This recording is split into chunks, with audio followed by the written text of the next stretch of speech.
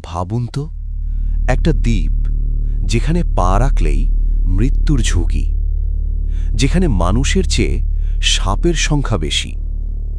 এমন ভয়ঙ্কর জায়গায় সাধারণ মানুষ তো দূরের কথা, সরকার নিজেই প্রবেশ নিষেধ করেছে। আজ আমরা জানব ইলা দা কেইমাদা গ্রান্দে, যেটা সারা বিশ্বে পরিচিত স্নেক আইল্যান্ড নামে। স্নেক আইল্যান্ড অবস্থিত ব্রাজিলের উপকূল থেকে প্রায় ৩৩ কিলোমিটার দূরে আটলান্টিক মহাসাগরে।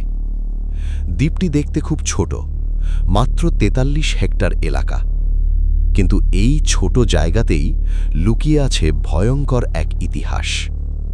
এখানে কোনো মানুষ স্থায়ীভাবে থাকে না, নেই কোনো হোটেল, নেই কোনো বসতি, শুধু ঘন জঙ্গল, পাথুরে পাহাড় আর সাপ। এই দ্বীপে রয়েছে হাজার হাজার বিষধর সাপ। একসময় ধারণা করা হতো প্রতি বর্গ মিটারে একটি সাপ আছে। সবচেয়ে ভয়ঙ্কর বিষয় হল এখানে পাওয়া যায় এক বিশেষ প্রজাতির সাপ, গোল্ডেন ল্যান্সহেড। এই সাপটি পৃথিবীর অন্য কোথাও নেই, শুধু এই দ্বীপেই পাওয়া যায়। এর বিষ এতটাই শক্তিশালী যে শিকার কয়েক মিনিটের মধ্যেই মারা যেতে পারে। প্রায় ১১,০০০ বছর আগে এই দ্বীপটি মূল ভূখণ্ড থেকে আলাদা হয়ে যায়, ফলে খাবারের অভাব দেখা দেয়। কোনো স্থলচর প্রাণী ছিল না, তাই সাপগুলো পাখি শিকার করা শুরু করে। পাখি যেন উড়ে পালাতে না পারে, সেজন্য সাপগুলোর বিষ ধীরে ধীরে আরও শক্তিশালী হয়ে ওঠে। এটাই স্নেক আইল্যান্ডের সবচেয়ে ভয়ঙ্কর দিক। ব্রাজিল সরকার এই দ্বীপে সাধারণ মানুষের প্রবেশ সম্পূর্ণ নিষিদ্ধ করেছে।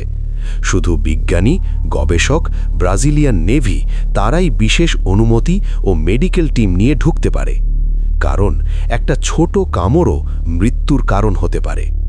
অবিশ্বাস্য হলেও সত্য, এত ভয়ঙ্কর হওয়া সত্ত্বেও গোল্ডেন ল্যান্ডসেট এখন বিলুপ্ত প্রায়, কারণ সীমিত জায়গা, রোগ, অবৈধ পাচার। এই কারণেই স্নেক আইল্যান্ড এখন একটি সংরক্ষিত এলাকা। লোকমুখে শোনা যায় বাতিঘরের রক্ষক নাকি সাপে কাটা পড়ে মারা গিয়েছিল। জেলেরা ভুল করে নামলে আর ফেরেনি। সব গল্প পুরোপুরি প্রমাণিত নয়, কিন্তু এতে দ্বীপটির রহস্য আরও ভয়ঙ্কর হয়ে উঠেছে। স্নেক আইল্যান্ড আমাদের শেখায় প্রকৃতি যেমন সুন্দর তেমনি ভয়ঙ্কর হতে পারে।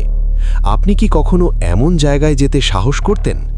ভিডিও ভালো লাগলে লাইক, চ্যানেলটি সাবস্ক্রাইব করতে ভুলবেন না। দেখা হবে পরের রহস্যময় ভিডিওতে।